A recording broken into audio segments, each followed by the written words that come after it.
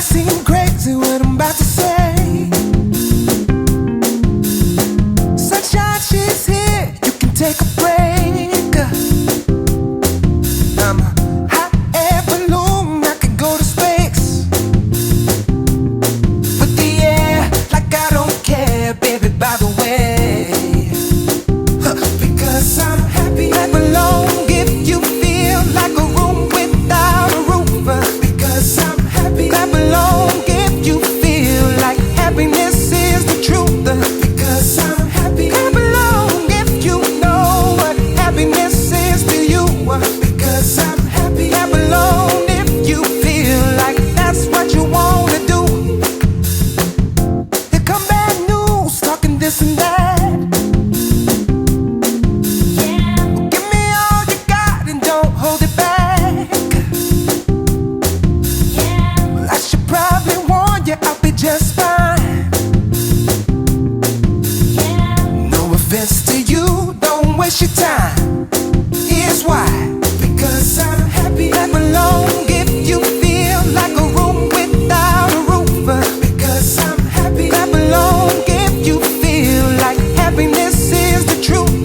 Because I'm happy, clap along if you know what happiness is to you. Because I'm happy, clap along if you feel like that's what you wanna do. Hey, bring me down, can't nothing bring me down. Your love is too high to bring me down. Can't nothing bring me down. I said, tell you now, bring me down.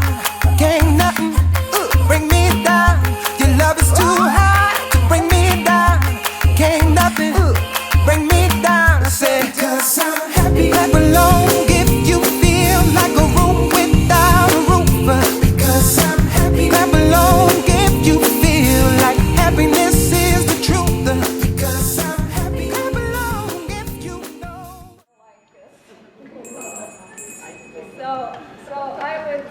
We're really happy about Cheryl's 21 years that she dedicated to the tribunal, but we're very sad to lose her.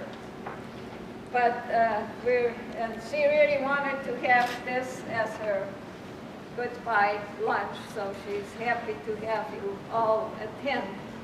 And so now I would like Cheryl to come up. She has to.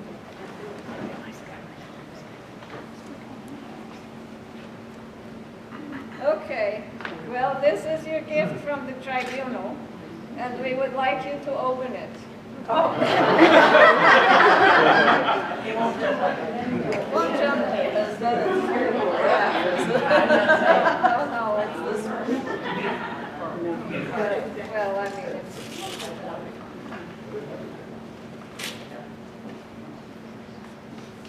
Yeah. But we would like, yeah, we'll put it in the basket there.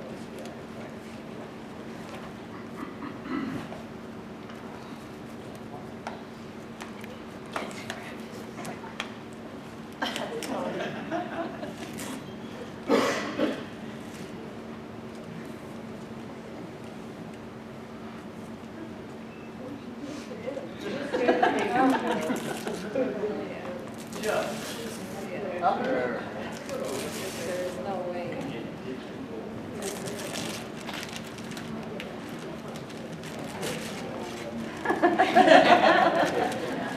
Take me away, Kyle. But there is a gift certificate there for Amazon. So, well, we hope that you have many wonderful baths with yoga. Enjoy your retirement. Thank you. And now Cheryl wants to say a few words. Well, this was a really hard decision for me to make. You know, anytime God gets me to where I'm incapacitated, like when I got my knee surgery, He starts talking and whispering things to me. And I just had a strong feeling that this was it was time for me to go. On the other hand, I didn't want to go and leave the people I worked with. I was thinking back to when Colleen and we were in the first notary auditor class that they started in the diocese. And, you know, as a convert, I had never heard of canon law. When I worked at Legrand's, there was this really scary looking canon law book. So, but, you know, here, one day I was reading in the Post, you know, that they were going to train people. And so I ran over, I had some things to drop off at St. Mark's, and I said to Father Slayton, I said, I just saw this in the Post, and he said, well, I think you'd be really good at that. Do you want me to write a check?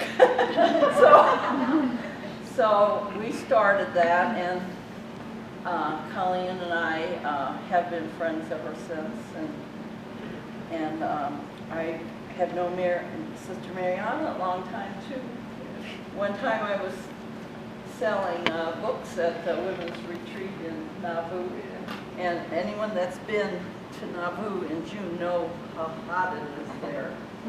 There was no air conditioning.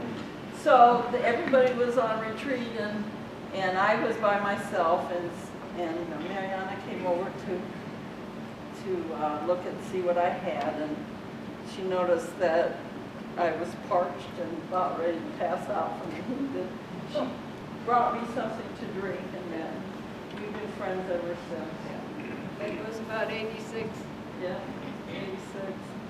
So it was not my intention to go into canon law, and it was not on my bucket list. Of course, I don't know too many people that have it on their bucket list either. So. But after a couple years after being a notary auditor, Monsignor Overch was the judicial vicar, and he called me up and he said, well, Father Picula is going to be sent to Geneseo. And Father Picula had been the advocate at the tribunal for 17 years, and Monsignor Rick said, well, how would you like to take his job? And so that was really scary.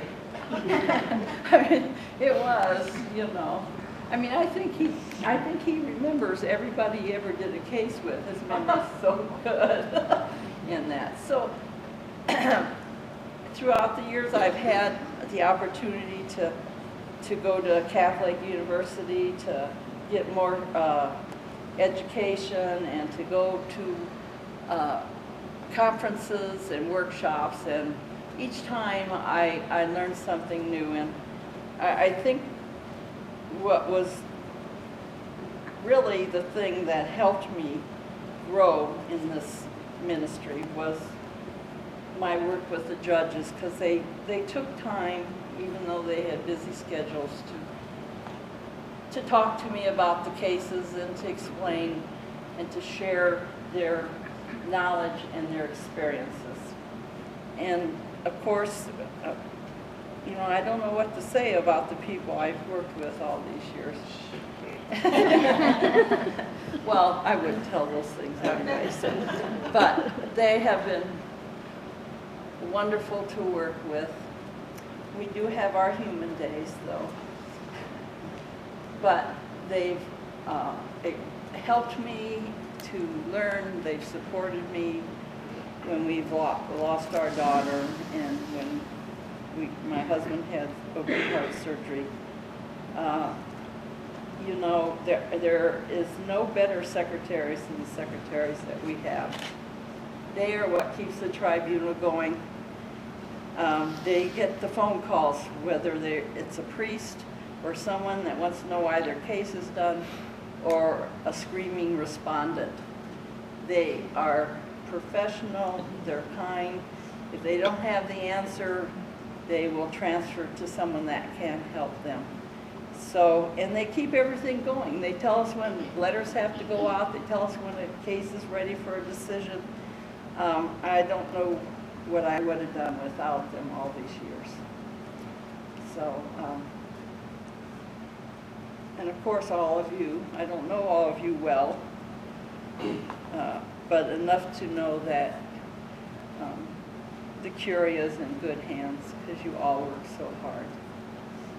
And a special thank you for Andrew and for Julie. When we needed an office or a room to have our classes in, they always provided it for me. So I don't know what's going to go on with my life now other than finding someone to publish my book. But I'll keep you in my prayers, and it's been a pleasure working with you.